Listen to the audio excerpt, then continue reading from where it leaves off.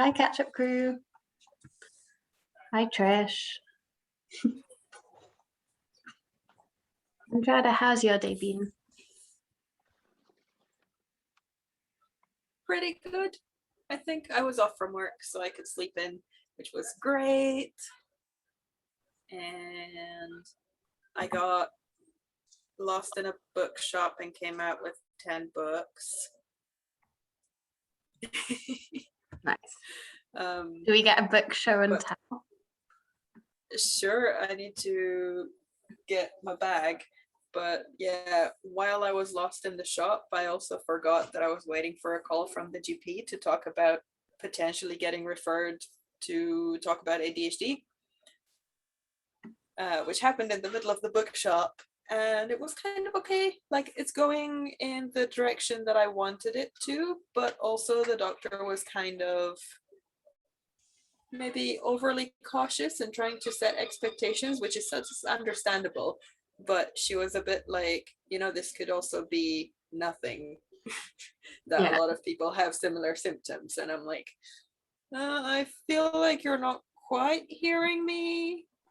Because she was like, any of the teachers in school have told you anything about this? I'm like, mate, I just told you that I went to school in Romania. Like, I don't know which bit of this doesn't translate, as they have no fucking clue. But I have to pick up the questionnaire tomorrow. And based on the results of that, I will hopefully get referred to be on a waiting list forever and ever. I should warn you, it's a beast of a questionnaire. Vari did it, and it was like they sent me, and it was kind of 1 page. Oh wow! I had a friend that did it, and it was 40 pages. Whoa! In the UK? Yeah, in Glasgow. Oh. Well, I shall see. Because of course I went to the park to read a bit because it wasn't raining yet. And I was like, well, yeah, there's no time to get this today. Besides, the waiting list is for like a year, so what's a couple of days more? Yeah, that's true. So Tara, that is a good rule for buying clothes. They have to have good pockets. Yeah. I got a Fairphone as well, which is like good because you can repair them and all of that jazz, but also it's like way bigger than I would normally have. Like, look how massive it is in my tiny little hands, and it's very difficult to fit in almost any pocket. So even my previous smartphone fit in. That's a bit annoying because I had the Fairphone 2, which was a lot smaller and stuff.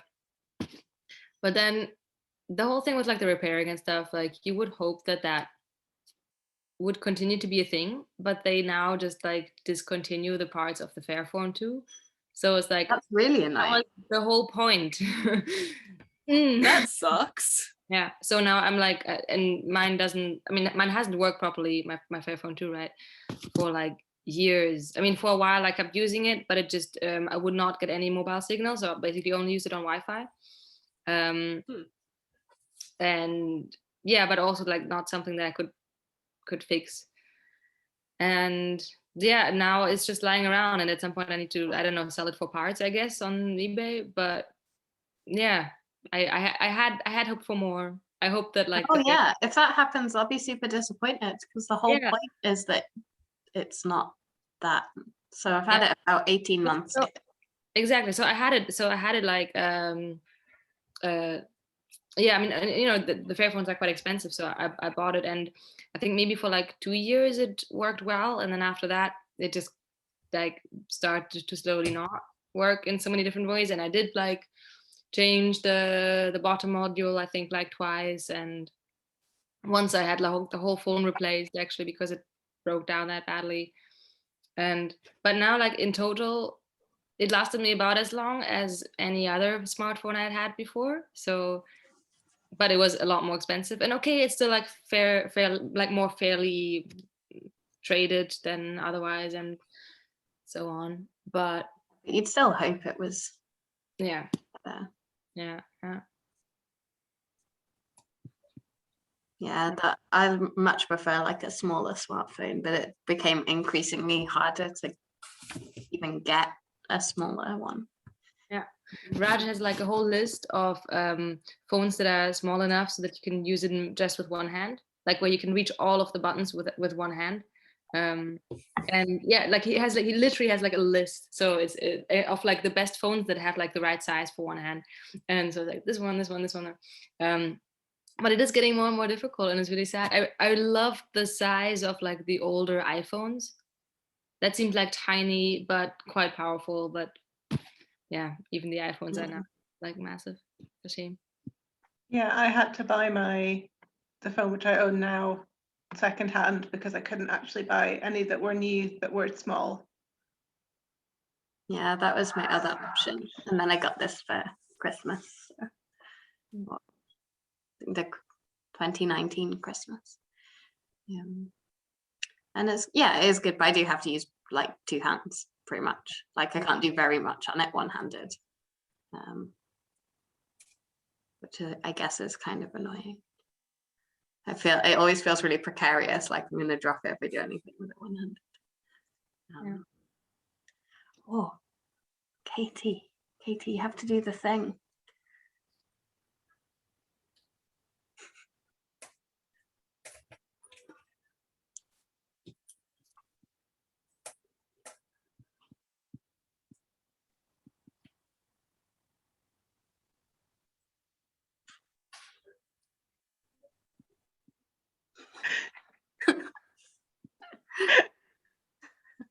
There's a table in the way. We're not allowed to start otherwise.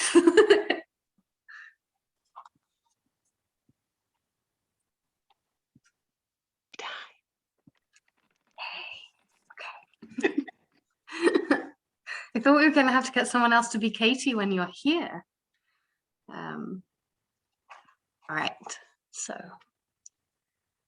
are we all sitting comfortably? So a few of you have been here before for Sophie Stories, but Dara, I don't think you have been here for Sophie Stories. So I'll give you a very quick recap. They're like children's books. There's not too much. So Sophie is our heroine. She is small but very determined, and she wants to be a farmer. She has two twin brothers called Matthew and Mark, who almost always say and think and do exactly the same thing at exactly the same time. She has a great aunt or a great aunt who lives in the Highlands of Scotland and is also very no nonsense. And she's pretty obsessed with animals, and since she was in the first book, she's upgraded her animals from woodlice and snails and things she found in the garden to now she has a cat, and she just got a dog for Christmas, and I think that's where we're at. Her nemesis is called Dawn, and Dawn, the first time they met, deliberately stamped on one of Sophie's woodlice. So that's a thing. Okay. This is Sophie in the Saddle, and the first chapter is called Puddle. Sophie's birthday was on the 25th of December. Sophie was rather proud of this fact. Ages and ages ago, when she was only 4, Sophie had said to her twin brothers, Matthew and Mark, "I bet I'm the only girl who was ever born on Christmas Day." "Course you're not," they said. "Well, who else was then?" Sophie said. "Go on, tell me." The twins looked at one another. "I know," said Matthew. "I know what you're going to say," said Mark. "Jesus!" they cried. Sophie looked scornful. "Funny sort of girl," she said.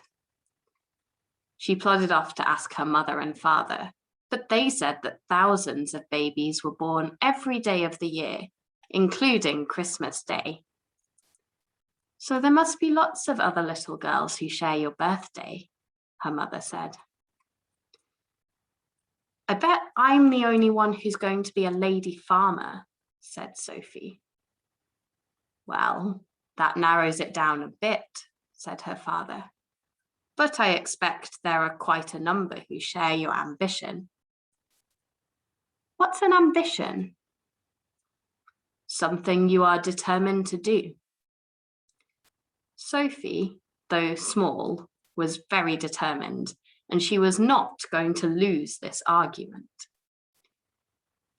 I bet, she said, that I'm the only girl in the world who was born on Christmas Day and is going to be a lady farmer and is going to have a cow called Blossom and 2 hens called April and May and a pony called Shorty and a pig called Measles. Now there, they said, you may be right. All that was 2 years before. Sophie was 6 now, and the twins were 8. Matthew, as he always would be, 10 minutes older than Mark. Sophie was as determined as ever to be a farmer one day. For 2 years, she had been saving up for this. On the side of her piggy bank was stuck a notice. Originally, it had said, "Farm money. Thank you, Sophie." But since going to school, Sophie's spelling had improved, and she had replaced the U in money with an O, and now it read "Farm money," still with a double N. Thank you, Sophie. At one time, there had been £10 and 10 pence in the piggy bank, but Sophie had spent £3 of this on a collar and lead for one of her pets. These were a black cat called Tomboy, a white rabbit called Beano, and a puppy, as yet without a name. Strictly speaking, the puppy belonged to all the family, but Sophie had already started thinking of it as her own. It had arrived this very day, her 6th birthday, the 7th Christmas day of her life. In fact, Sophie had last used the collar and lead for Beano so that he could exercise on the lawn. The loop of the lead dropped over a stake round which he grazed in a circle. The puppy can have the rabbit's collar and lead now, can't he? Sophie's mother said that evening. No, said Sophie. Beano doesn't need them, said Sophie's father. He's in his nice warm hutch for the winter, and in the summer you can always tether him with a bit of string. No, said Sophie. Why not? They said. Because I bought them with my farm money. They're mine. And you said the puppy belongs to all of us. So I'll sell you all the collar and lead. You can all pay me for them. Not me, said Mark. Nor me, said Matthew. How much? Said Sophie's father. Sophie rubbed the tip of her nose, a sure sign that she was thinking deeply. To you lot, £3.50, she said. How much did you pay for them in the first place? Her mother asked. Sophie did not approve of telling lies. £3, she said. You're asking more than when they were new. Take it or leave it, said Sophie. Her father took his pipe out of his mouth to give an admiring whistle.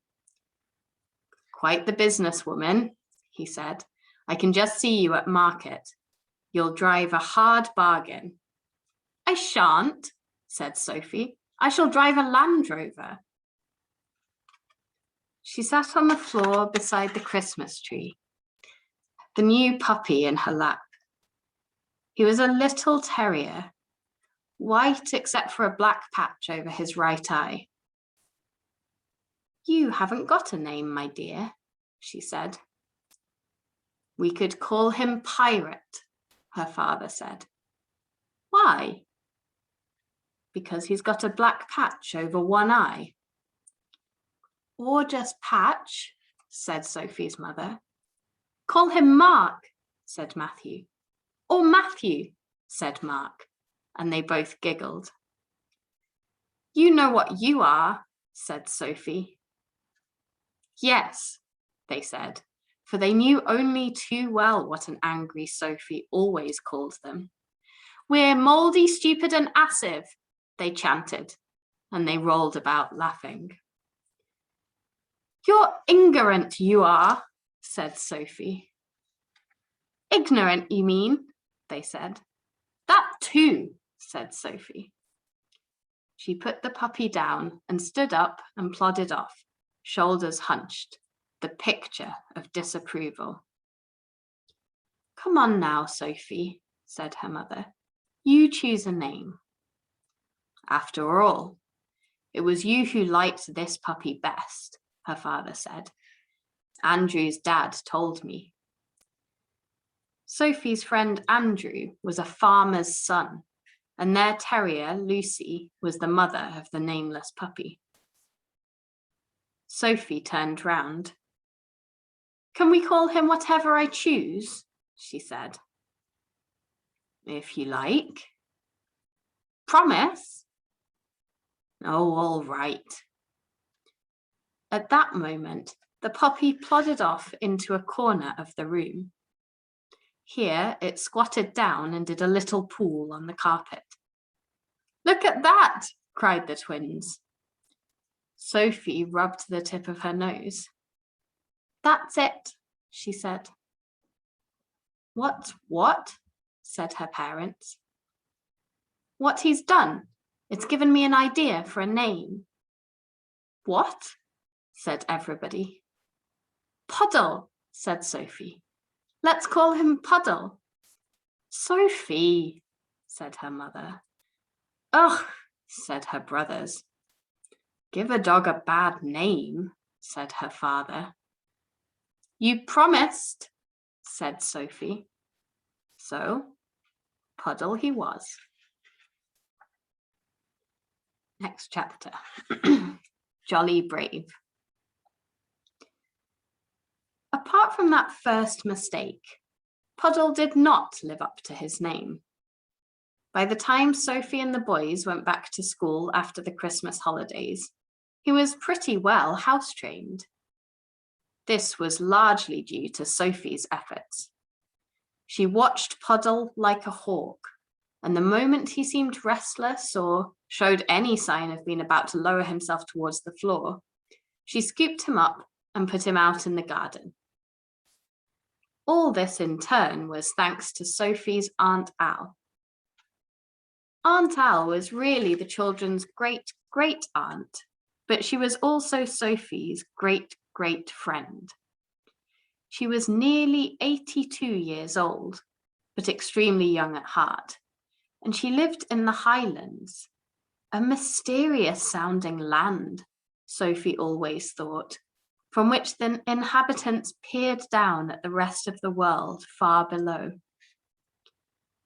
It was Aunt Al who had fixed it so that Sophie was allowed to keep a stray black cat, at first called Tom, but later, after giving birth to 4 kittens, renamed Tomboy. It was Aunt Al who now owned one of those kittens, called Ollie. It was Aunt Al who had given Sophie the rabbit, Beano, and it was Aunt Al who telephoned a couple of days after Christmas. Sophie answered the phone. It's Aunt Al, she said. She's ringing down from the Highlands. Ringing up, you mean, said her father.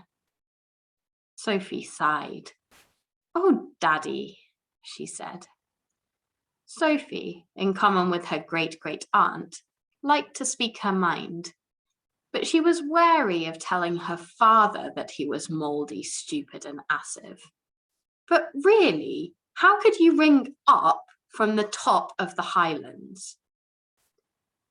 She wants to speak to you, I expect, said Sophie. Who's she? The cat's mother? Said a sharp voice at the other end. It's you I want to speak to, Sophie. Oh, you got a nice surprise, didn't you? Oh, yes. Puddle, you mean? Is that what the puppy's called? Yes, said Sophie. That's what I'm ringing you about, said Aunt Al. I know he's meant to be the family's pet, but your father has his work and your mother has the house to look after, and the boys won't be the slightest use always off playing football, so you're going to have to be the dog trainer, Sophie. He's too young to be taught a lot of things yet, but you must get him house trained. I'll tell you what to do. And she did. And if he slips up, said Aunt Al, don't let anyone shout at him or rub his nose in it. He won't understand. Oh, and by the way, soda water's good for the carpet. The conversation ended in their usual no-nonsense way. Got it? Yes. Okay. Ollie sends his love. Right. Bye. Bye. Sophie put the phone down. What was all that about?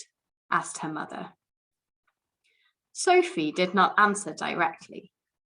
Instead, she said, Mum, when was I clean? Clean? Potty trained, you mean? Yes. Oh, about 2. 2 months. 2 years. Yikes, said Sophie. She picked up the puppy and went out into the garden and put him down on the lawn. Now then, my dear, she said, you haven't even got 2 weeks before I go back to school, so you'd better get a move on. And when he did, she said, you are clever. Meow, said a voice, and Tomboy came to rub against her legs. Puddle immediately made a bumbling rush at the cat and received a sharp cuff round the ear.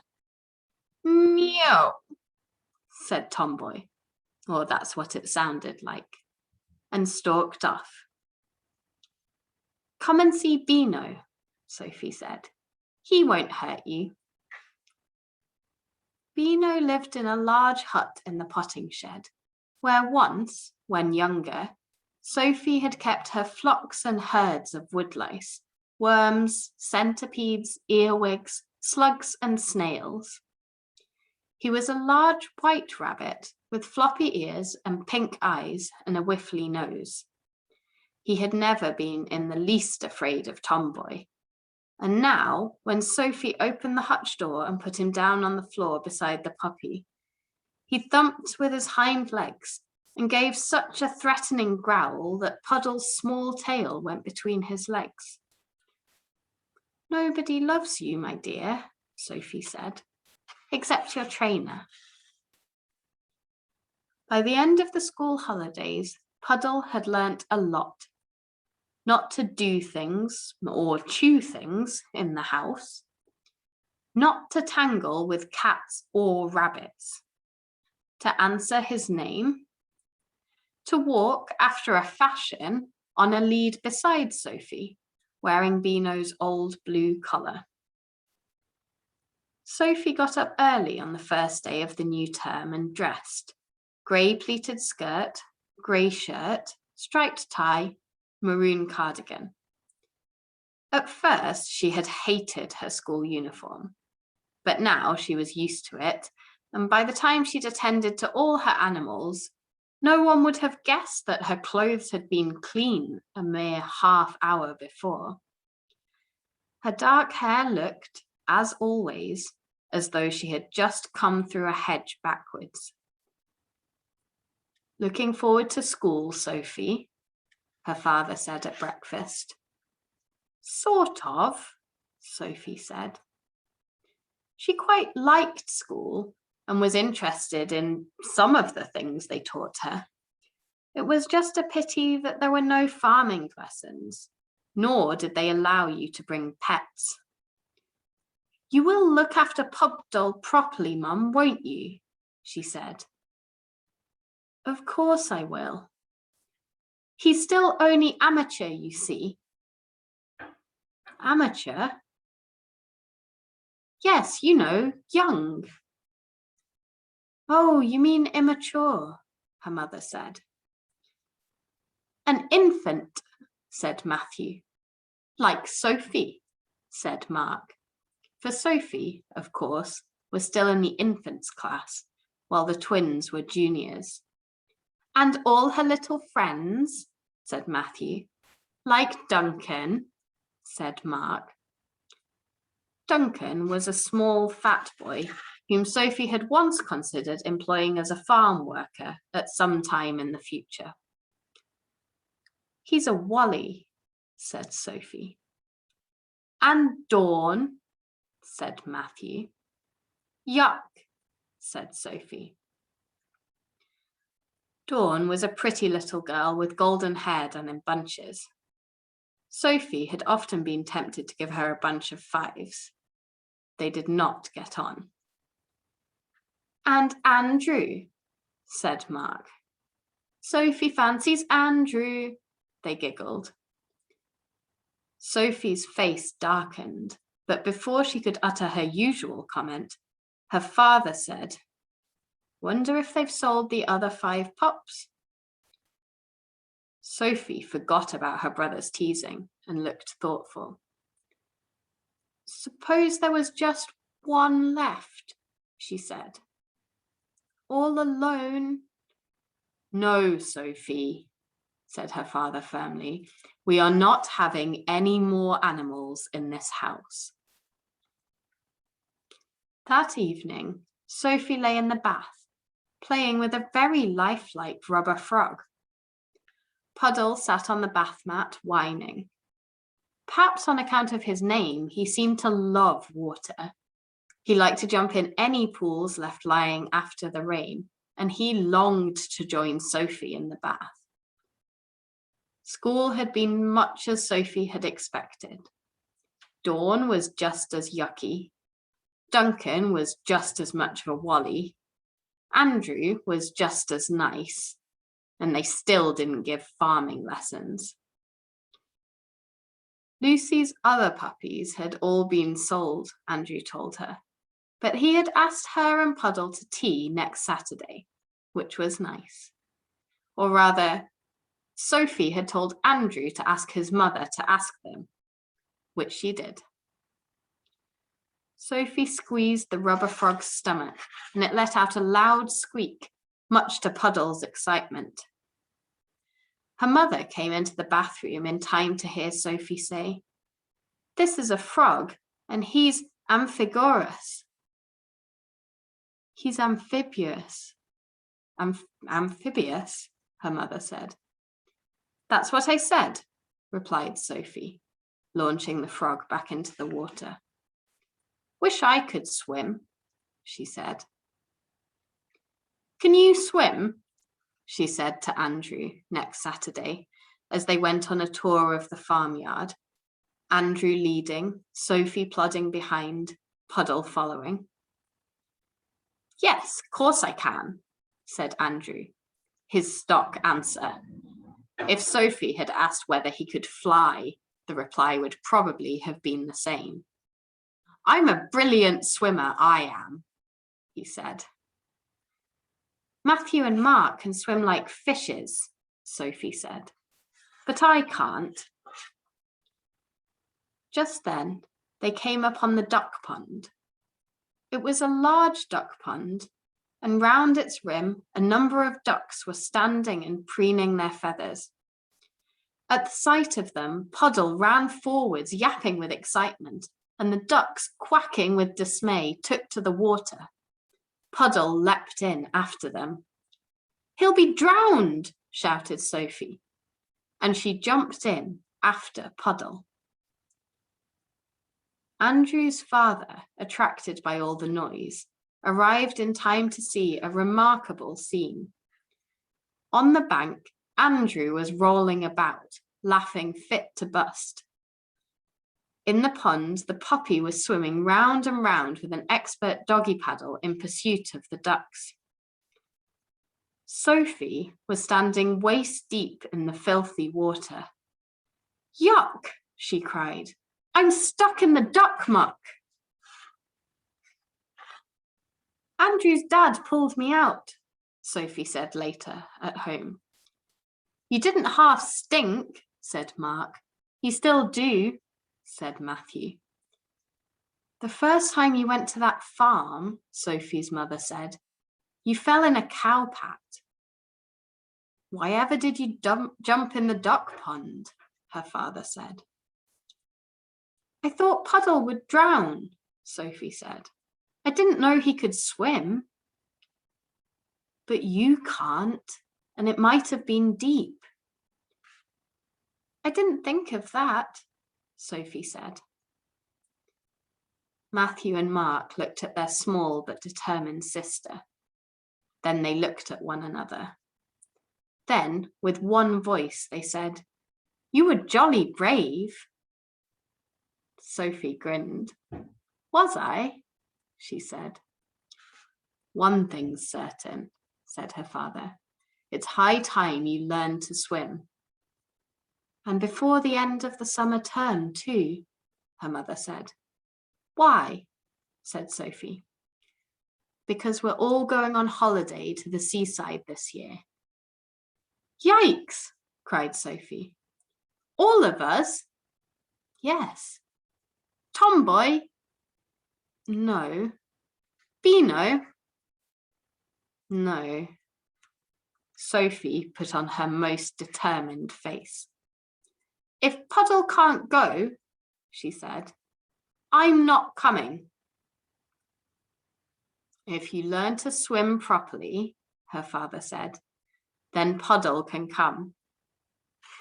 I'll learn, said Sophie.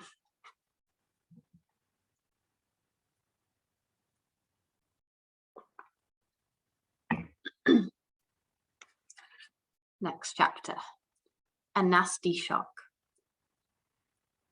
Sophie was as good as her word. In the summer term, the school children went once a week to the local swimming baths, and by half term, Sophie had swum a width. She was not a graceful swimmer like Matthew and Mark, who could do a flashy crawl. Both twins were fast runners, winning all their races at the school sports, and swimming for them was just another form of racing. Sophie, by contrast, splashed along, using a stroke much like Puddle's, but she kept doggedly on, blowing like a grampus, determined not to give up. Just before the end of term, she swam a length of the baths. She came out of school with a big grin on her face. You look pleased with yourself, her mother said. What have you been up to? I done it, said Sophie. Done what? Did what? Swim a length of the baths. I can swim properly, so Puddle can come with us to the seaside, can't he? The twins came racing up, dead heating as usual. Mum, they shouted in unison. Sophie's swum a length. She wasn't very fast, said Matthew. She took ages. But she kept going, said Mark, and she never put her feet down on the bottom once. Of course not, said Sophie. She did not approve of cheating. The whole conversation was repeated that evening when the children's father returned from work. Well done, Sophie, he said, and he looked at his wife. We can tell them now, can't we? He said, and she nodded. Tell us what? They all said. Well, you see, the idea of taking Puddle with us complicated things a bit. Hotels and boarding houses don't allow dogs, so we're going to stay somewhere where they do. It's only about 3 miles from the sea, so we can get to the beach in no time. and I think you'll all like it, said the children's mother. Especially Sophie. Why especially me? Said Sophie. Because we're going to stay on a farm. Sophie's cry of "Yikes!" was the loudest they had ever heard.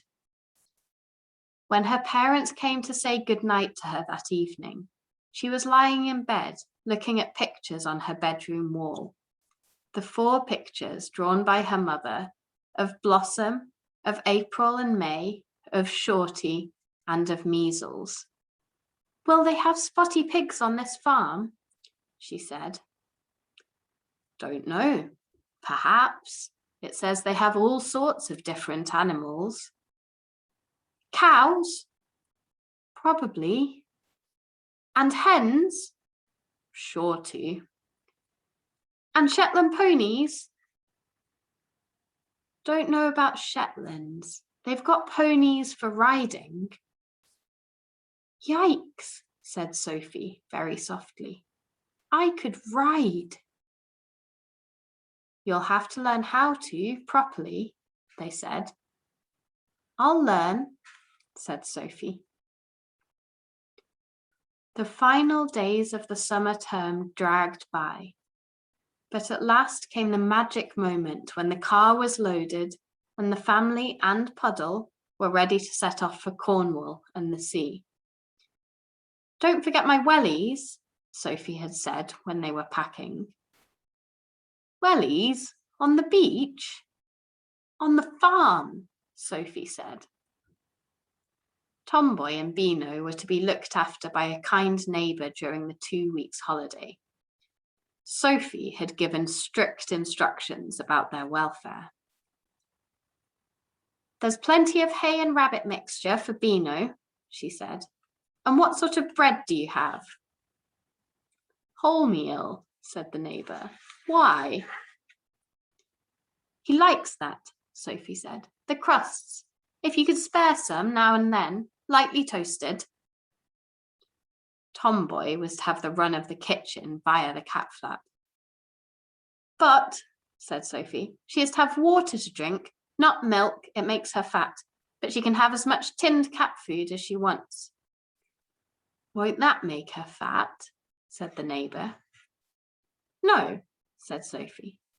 It's full of protons and carbohydrates, all different flavours. Her favourite's rabbit. Now Sophie sat between the boys on the back seat, Puddle on her lap.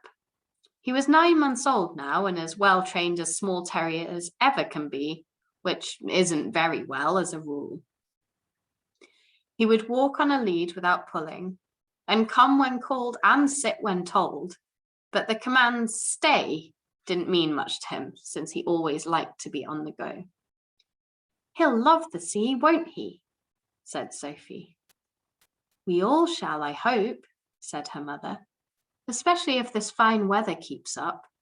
Let's just hope it doesn't rain.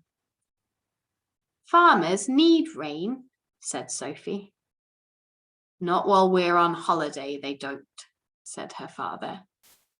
Or only at night, said her mother.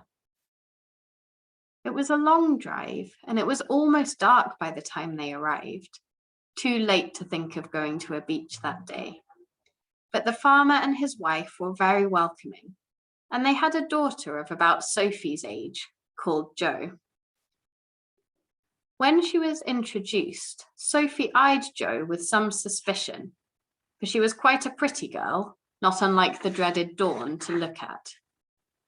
However, she had a friendly smile. More, she was wearing wellies and old scruffy clothes, and she smelt quite strongly of pig, so Sophie was reassured. Next morning, Sophie woke up early and looked out of the window of the funny little attic room that was to be hers and Puddle's for the 2 weeks. She could see cows coming in for milking, and sheep in a field, and ponies in a paddock, and hens and ducks and geese in the yard, and she knew there must be at least one pig because of the smell of the farmer's daughter. So she got dressed and tiptoed downstairs, Puddle following, and put on her wellies and went out. Jo, she found, was up already, crossing the yard with a bucket in her hand and a couple of collies at her heels, and she said, "Hello," and the farm dogs sniffed at Puddle and wagged their tails. "Hello," Sophie said. "Have you got pigs?" "One," said Jo. "Just one." "Is it a spotty one?" "A Gloucester old spots, do you mean?" "Yes," said Sophie. "I've seen them at the Royal Wessex Agricultural Show. I'm going to be a lady farmer, you see. Is your pig one of those?" "No," said Jo. "I'm just going to feed him. You can come too, if you like." So Sophie plodded after her till they came to an old-fashioned brick-built pigsty, and there was the oddest-looking pig she had ever seen. It was a dirty blackish colour and very fat, with very short legs and a short wrinkled neck and a huge stomach that almost brushed the ground. "Yikes," said Sophie. "Whatever sort is that?" "He's a Vietnamese pot-bellied pig," said Jo. "He's my special pet." Sophie, now also smelling of pig, ate an enormous breakfast, and then the family piled into the car and set off for the sea. The beach was wide and sandy, with rocks to climb and pools to paddle in, and the sea was calm and there weren't too many people about, and the sun shone in a cloudless sky. They all swam, including Puddle, of course, and it was easier in the sea, Sophie found. Matthew and Mark went off with a football, and in no time at all they had found some other boys and started a game. And Sophie's mum and dad lay in the sun. Sophie made a sandcastle, except that it was really a sand farmhouse, with a sand cowshed and a sand pigsty, and altogether everything was lovely. "Happy, Sophie?" they said. And Sophie nodded. "I am," she thought. "I like being on the beach and bathing, and I like my little bedroom, and Jo, she's all right, and the pig, he's mega, and I don't see what could spoil this holiday." She got up from her building and called Puddle. "I'm going for a walk along the beach," she said, "to get some shells." "Not too far," they said, "not out of our sight." "Okay," Sophie said. She had not gone far when she came to a biggish rock that stuck up in the beach. Some people were sitting on the far side of this rock, a mother and father and a girl. And as Sophie approached, the girl got up and ran down towards the water. She was a long-legged girl in a bright pink bathing dress, and her golden hair was done in bunches, tied with green ribbon. It was Dawn.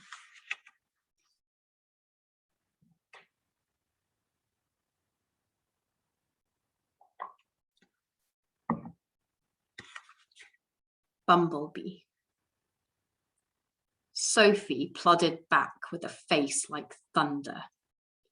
She arrived at the same time as the twins, who came racing up and threw themselves across an imaginary finishing line, completely destroying Sophie's sand farm. Sophie didn't even notice. "Guess who I've just seen?" she said in tones of deepest gloom. "Haven't a clue," said her father. "Someone from school," said Sophie. "Someone you don't much like by the look of you," said her mother. "I know," said Mark. "I know what you're going to say," said Matthew. "Dawn!" they shouted. "Oh, no," said her parents. "Oh, yes," said Sophie. "She's just along the beach with her horrible mum and her horrible dad." "How do you know they're horrible?" Well, they had Dawn, didn't they? I think you should try to be nicer to poor Dawn, said Sophie's mother. She can't be all that bad. Yuck, said Sophie. Long, long ago, Dawn had deliberately squashed one of the largest of Sophie's herd of woodlice, and Sophie had neither forgotten nor forgiven. The twins looked slyly at one another and grinned. Now you've got someone to play with, they said, with one voice. Sophie turned an angry face upon them, and then saw the wreck of her sand farm. Look what you've done, she shouted. You're mouldy, stupid, and passive, you are. And she charged furiously at them, but they ran away laughing. Calm down, Sophie, said her father. I'll help you build another one. I don't want to build another one. Well, let's go and have another bathe. I don't want another bathe. Or throw sticks in the sea for puddle. Don't want to. Well, what do you want then? I want to go back to the farm. Not yet, said her father. This weather's too good to miss. We shan't be going for hours yet. Cheer up, Sophie, darling, said her mother. Let's have our picnic lunch. Not hungry, said Sophie. But in fact, she found she was, and she was still eating when everyone else was full. And afterwards, Matthew and Mark helped her to build a simply enormous sandcastle and dug tunnels through it and decorated it with seaweed and shells and pebbles, and finally wrote in the sand with a piece of driftwood, Sophie's castle, keep out. And put, trespassers will be persecuted, said Sophie. Prosecuted, said her father. Yes, and prosecuted too, said Sophie. Like that Dawn ought to be for coming on our beach. This gave her an idea, and she took the piece of driftwood and went along to the big sticking up rock, cautiously, in case they were still there. But they weren't. So Sophie wrote in the sand in huge letters, Go home, Dawn. That'll scare her, she thought. She never saw me, so it'll be really spooky for her to see her name there tomorrow. And at the end of the day, Sophie went home much happier, while the incoming tide crept up the beach and washed out her message. By bedtime, Sophie had quite recovered her spirits. She had been allowed to feed the pig. She had helped pick up the eggs in the hen house. She had spoken to some sheep and chatted to some cows. And finally, Joe had taken her round the stables and showed her some of the ponies for the next day. For the next day, Sophie was to have her riding lesson. I expect my mum will put you up on this one, Joe said, stroking the velvety muzzle of a grey pony that was looking out over the half door of its box. She's called Bumblebee. She's a beginner's pony. She's got a nice face, said Sophie. She's as quiet as an old sheep, said Joe.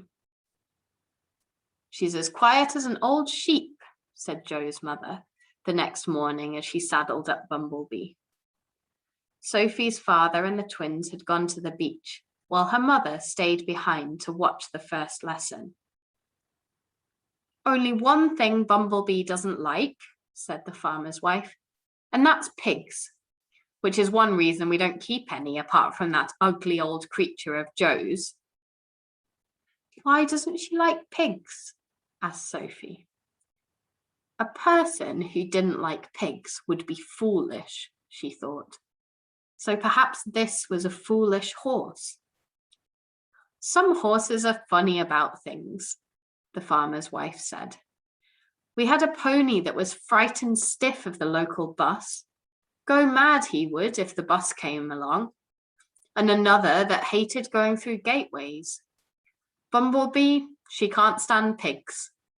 Now then, Sophie, ever been on a horse before? No, said Sophie, but I'm going to be a lady farmer, so I shall have to know how to ride a horse round my flocks and herds. A lady farmer, eh? Not going to have a man about the place then? I might, said Sophie. I might marry Andrew, but only if he's got a farm. If he hasn't, I shan't. You ain't so green as you cabbage looking, as we say round these parts, said the farmer's wife. Now then, let's get you up. You're not nervous, are you? No, said Sophie. She was, a tiny bit, but she wasn't going to say so. All the same, it felt very odd once she was sitting on Bumblebee's back. The pony was not a big one, but it did seem to Sophie that she was a rather long way from the ground. Joe's mother showed her how to hold the reins and how her feet should be in the irons, toes to heaven, heels to hell, and told her to sit up straight and keep her hands low. Then she said, now, all we're going to do is walk along nice and quiet with me holding the leading rein. Ready? Just a minute, said Sophie's mother, and she got out her camera to take a picture of stocky Sophie sitting on stocky Bumblebee. Cheese, Sophie, she cried, but Sophie's face was grimly determined under the hard hat. That cap I gave her looks a bit small, the farmer's wife said. Joe's would fit her better, I think. And she called, Joe! Yes? Came a voice from the far side of the yard. Can you come here a minute, please? Quickly.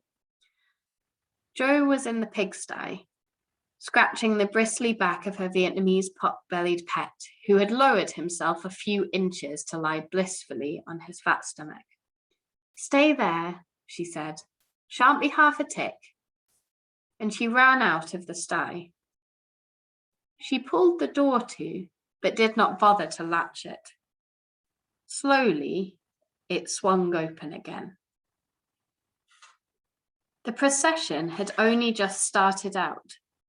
The farmer's wife leading Bumblebee, Sophie, now wearing Joe's hat, sitting as straight as a ramrod, her mother walking behind, when round the corner came the small, fat, bristly black shape of the pig, squeaking happily to himself at this unexpected freedom.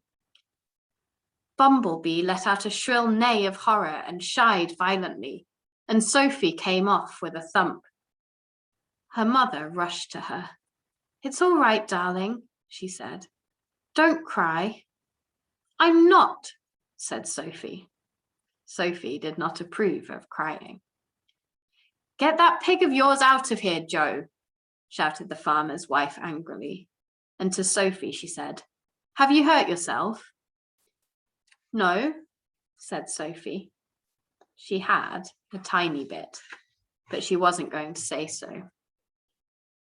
Perhaps we'd better leave it at that for today, her mother said. No, said Sophie. I want to have another go. She's quite right, said the farmer's wife. She lowered her voice. Best thing to do, get straight back on again, she murmured. Otherwise she might lose her nerve. Sophie's mother smiled. Not Sophie, she said. Come on then, said the farmer's wife. Up we go. Can I say something to Bumblebee first? Sophie asked. Of course, if you want to. Sophie plodded round and reached up to the grey pony's head and stroked her nose. Now then, my dear, she said, you listen to me. The PIG has gone, so there's no need to be frightened anymore. I thought I'd better spell it, she said, once she was astride again. You never know how much animals can understand. No doubt about it, said the farmer's wife to Sophie's mother. She's going to be a proper farmer, she is. Walk on. It is 3 minutes past 10. There are 2 chapters left in this book. Do you want me to do another one? You're so cute.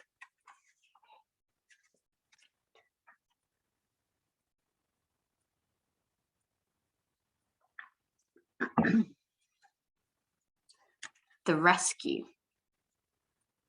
Sophie's words seemed to have calmed Bumblebee, who was as quiet and sheep-like as you could wish for the rest of the ride. Afterwards, Sophie's mother found her standing with her back to a long looking glass, peering round at her reflection. "Whatever are you doing?" she asked. "Joe's mum said I had a good seat," said Sophie, "so I was just looking at it." Her mother laughed. "She meant you sat naturally on a horse," she said. "And so you did. Some people ride like sacks of potatoes, but I think you're going to be a good horsewoman." "Horse child," said Sophie.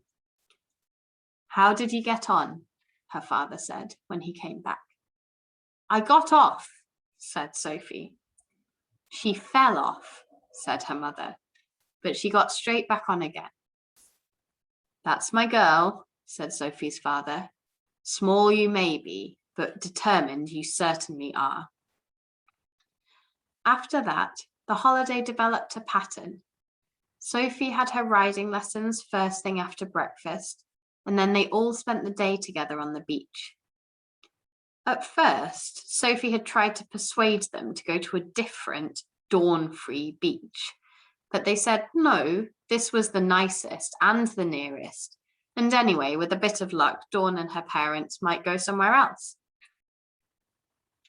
Which they must have done, because although Sophie went off scouting each morning along the sands, in disguise, well, that is to say, wearing her mother's dark glasses and with a sun hat pulled well down, there was no sight of them.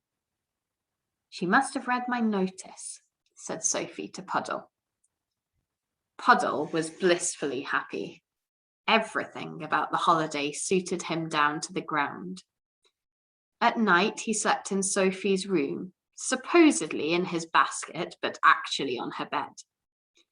Then there was the farm, with all its exciting sounds and smells, and his friends, the 2 collies. And lastly, there was the sea, that lovely great watery paradise into which he plunged on any excuse, and in which he swam tirelessly about, looking, with that black patch over one eye, the perfect pirate dog. In general, he behaved very well, but he did have one bad habit. He would stand in front of anyone on the beach who was playing with a ball or a frisbee and yap at them. What he was saying was as plain as could be. "My family aren't throwing sticks for me just at the moment, so why don't you throw that ball or frisbee and I'll bring it back to you and we can have a lovely game." Very occasionally, some stranger would take notice of this request, but mostly people told him to buzz off, or else someone in Sophie's family would call him back to them.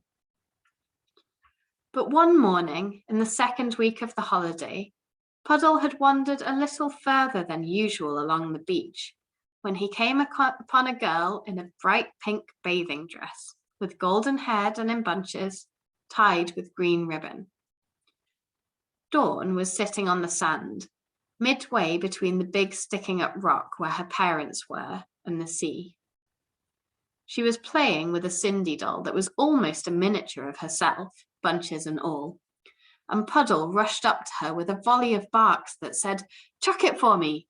Go on, chuck it, and I'll bring it back, or I might chew it a bit. Looks good enough to chew. Go on, chuck it." Dawn was terrified. She was nervous of dogs anyway, And now suddenly, out of nowhere, had come this strange, noisy, piratical terrier, whose mouth, every yap showed, was full of sharp white teeth. She leapt to her feet and fled. For Puddle, this all added to the fun, and he gave chase, bouncing like a rubber ball beside her and snapping at the Cindy doll till Dawn, bleating, "Mummy, Daddy, help!" tripped and fell. At this point, Sophie appeared, plodding along in search of Puddle, only to see him apparently attacking your fallen child. Then everything happened at once. Puddle, trying madly to grab the doll in his jaws, suddenly received a hefty slap from Sophie and heard a furious shout of, "Stop that, you bad dog, and get away," and ran off. Dawn's mother and father, rushing to the rescue, saw only that their daughter had been saved from a savage dog attack by a stocky, dark-haired, and apparently fearless little girl. And Dawn, once she had stopped howling, saw Sophie. Sophie's face was a picture. Fancy going to the help of that wimp, Dawn. If only she'd realised in time, she wouldn't have slapped poor Puddle. She'd have encouraged him. All he was trying to do was chew up that revolting doll. She turned to go back and make it up with the now distant Puddle, when Dawn's father said, "That was very brave of you, young lady." "Brave?" said Sophie. "Yes, rescuing my little girl from that vicious dog." "He's not," began Sophie, at the same time as Dawn said to her mother, "It's Sophie, from school." "Sophie?"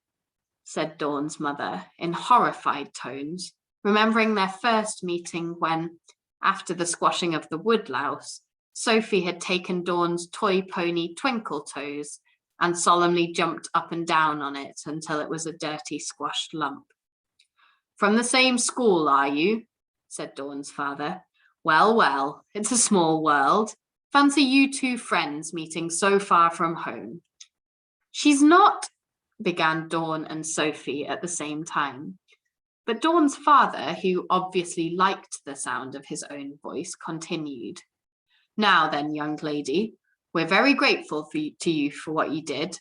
Our Dawn might have been badly bitten by that nasty, vicious brute, and so might you." "But," said Sophie. "No buts," said Dawn's father, and he put his hand in the pocket of his shorts and took out 2 1-pound coins and held them out to Sophie. "Here," he said, "I should like you to accept these.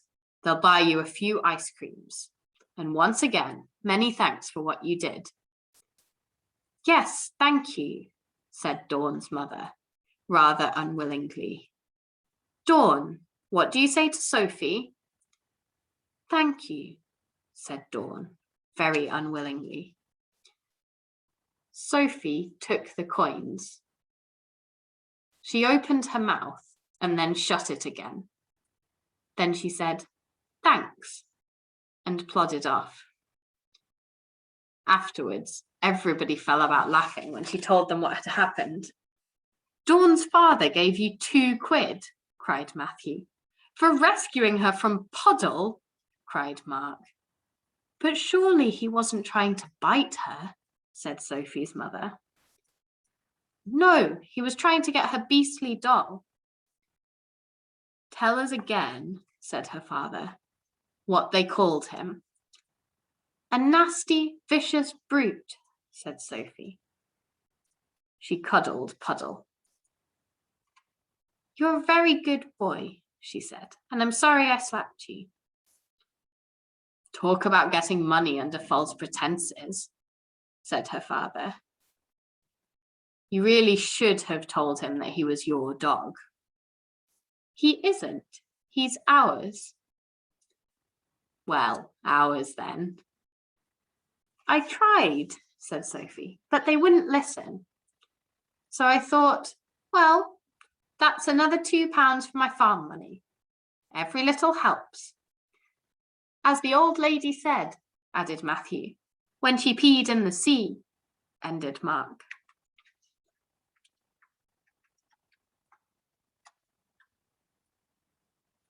More? It's like this much more.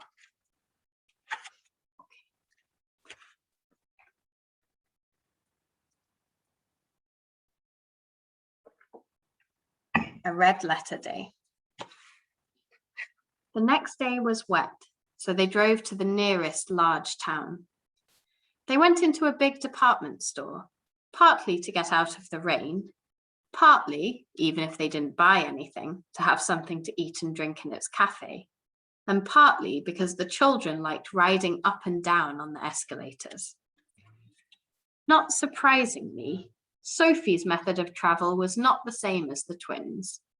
They ran up the up escalators and down the down, racing one another as always, while Sophie stood stock still, feet together on one step, enjoying the sensation of being lifted or dropped without any effort on her part. At one point, Matthew and Mark stood at the bottom of a down escalator, looking up as the steps fell towards them. I know, said Mark. I know what you're going to say, said Matthew. And so do I, said their father. And the answer is most certainly no. You are not going to try to run up the down one or down the up one for that matter. It's not allowed and it would be very dangerous, so forget it. There were notices everywhere in the store, telling people where different things were sold. One Sophie saw said, menswear. She did not comment on this, but a little later they came upon children's wear. Sophie pointed at it. They shouldn't, she said. Who shouldn't? Children shouldn't. Shouldn't what? Swear, said Sophie. They all laughed at that. Oh, Sophie, her mother said, you are a hoot. Sophie was not sure what a hoot was, and she did not like being laughed at in what she thought was a mouldy, stupid, and assive way. So she hunched her shoulders and stumped along behind, scowling. But 2 jam donuts and a large chocolate ice cream in the cafe cheered her up a bit. Only 3 more days left, her father said, stirring his coffee. And we still haven't sent a single postcard to any of our family or friends, said her mother. It's always the same.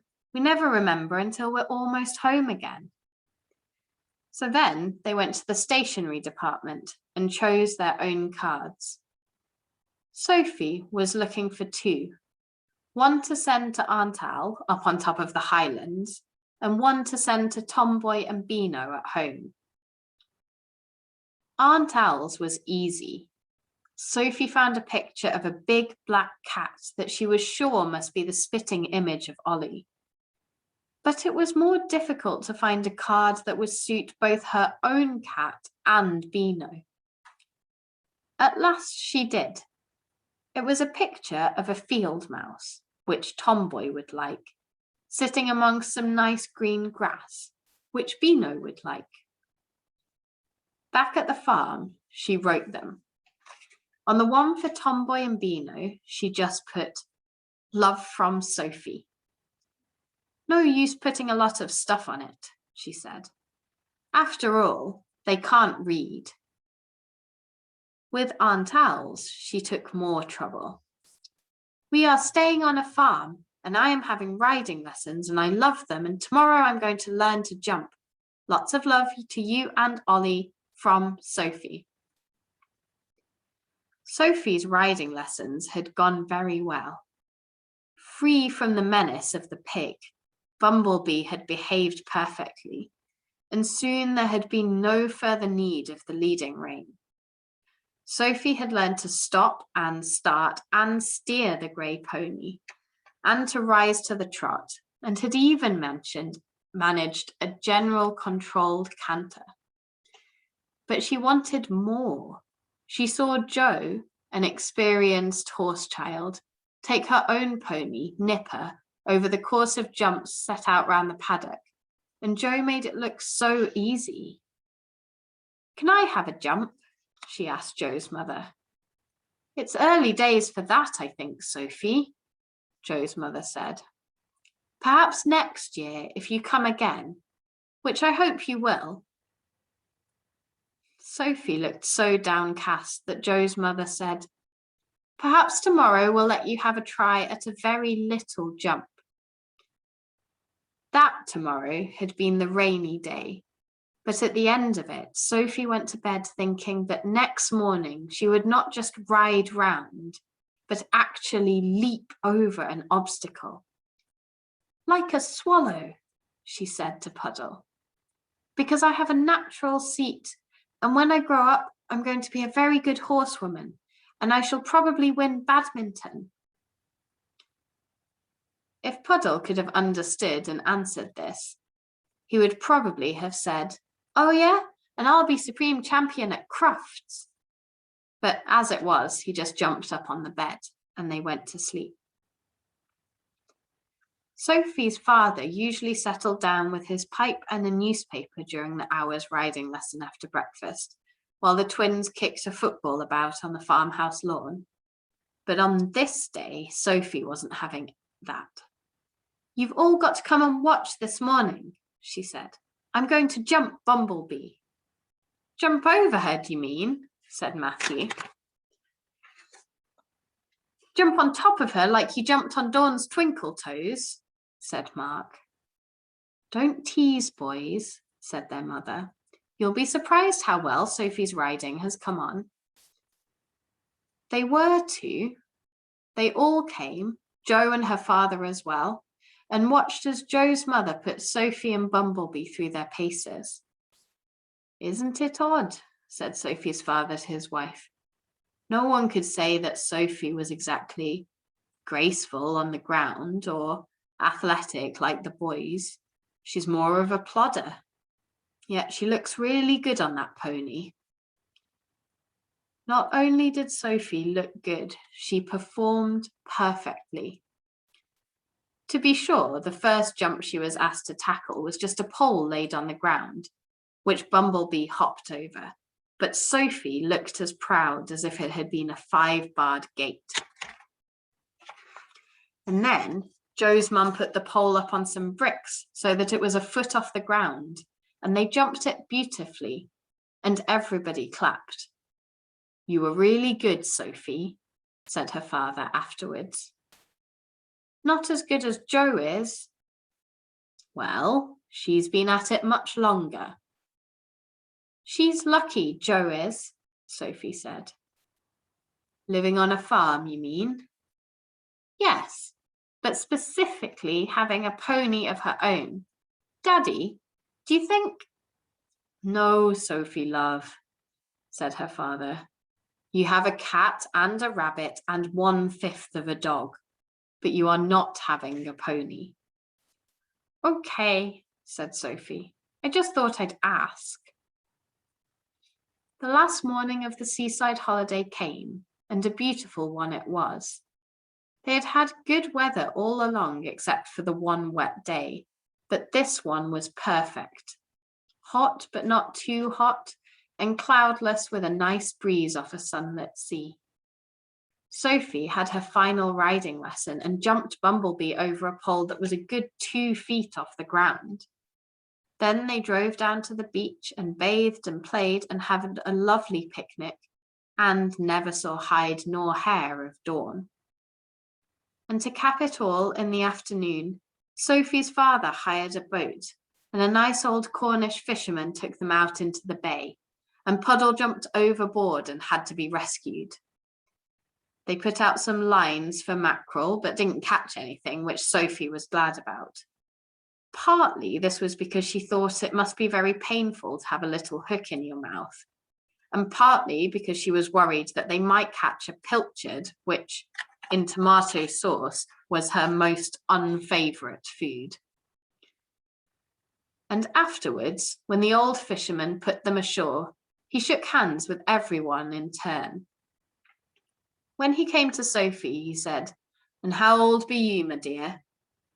"6," said Sophie.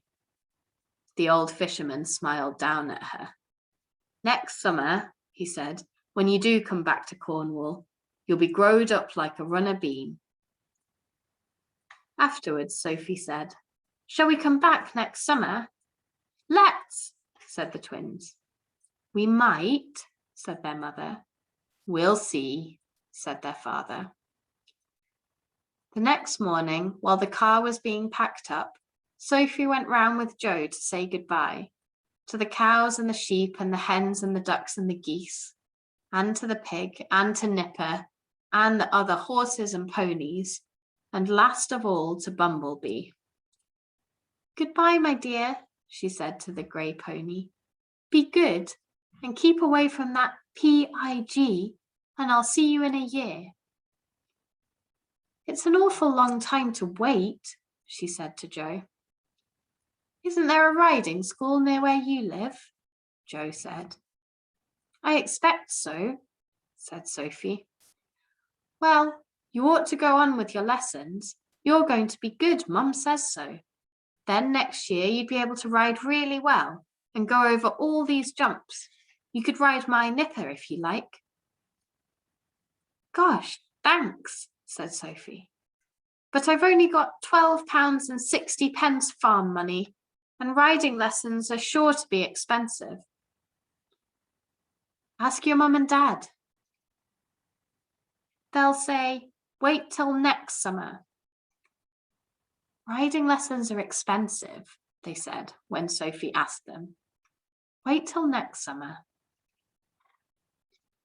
Sophie felt sad as they drove away. Sad at leaving Joe and her mum and dad and all the animals. Sad at leaving the sea in which she and Puddle had doggy paddled about so happily. Then she went to sleep. When she woke up again, they were almost home, and then very soon she was stroking Tomboy and petting Beano and unpacking in her own room with the pictures of Blossom and April and May and Shorty and Measles. "Sophie," her mother called from downstairs, "there's a letter for you." Sophie plodded downstairs, frowning in thought. Who could it be from? She looked at the handwriting on the envelope. It seemed familiar. She looked at the postmark. Jamokta, it said. She opened the envelope. "Dear Sophie, thanks for your postcard. Glad you are having a nice time. I am well, and so is Ollie. Interested to hear you are learning to ride. I was pretty good on a horse 75 years ago. Love from Aunt Al. P.S. Why not get your mother and father to find out if there's a good riding school near you where you could have a course of lessons? It would make a nice combined Christmas and 7th birthday present, wouldn't it? P.T.O. They wouldn't pay for a course of lessons, Sophie thought. It's too expensive. They said so. What does P.T.O. mean? She said. Please turn over. Sophie turned over the page of writing paper and read, P.P.S. A present from me, I meant. A.A. And from Sophie, there came a great cry of, Yikes!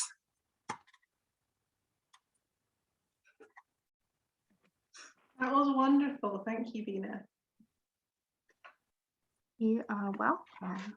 Thank you. That was very cute. That was very cute. There's a lot of talking all at once. Could you hear Alan screaming in the background? I think he must be watching the Olympics. I have loads of people screaming in the background outside, so it wouldn't have made any difference. You're quite central now, aren't you? Is it often noisy? Yep. Sad times. Which is nice because I can walk everywhere, but also noisy people.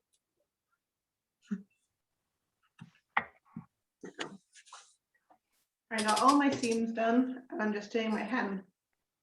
And then all I need to do is put a zip in and some buttons or poppers or hooks or something.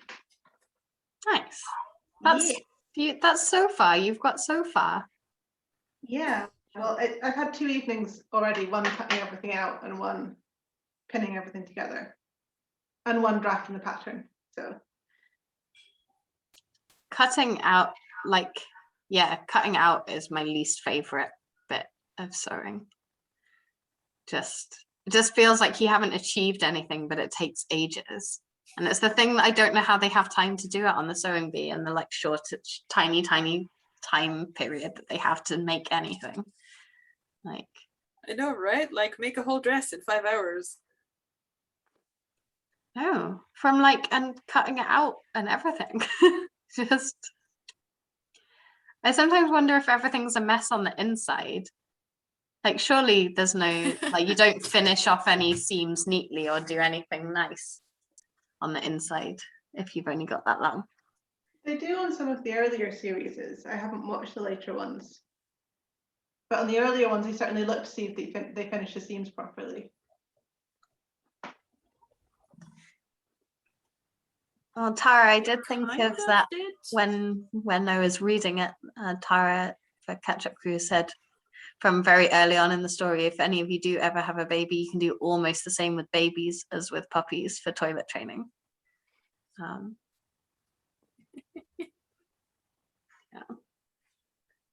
I told my Nick's sister about that, and she was like, "No, that's impossible. No one could ever do that." Yeah. But don't put their noses in there. They don't understand. Yes. I just want to say thank you, and I'm gonna head out. Nice. Thank you. Bye. Should we do a goodbye to the Catch Up Crew? Yeah. Catch Up Crew. Do we have any wisdom from the story?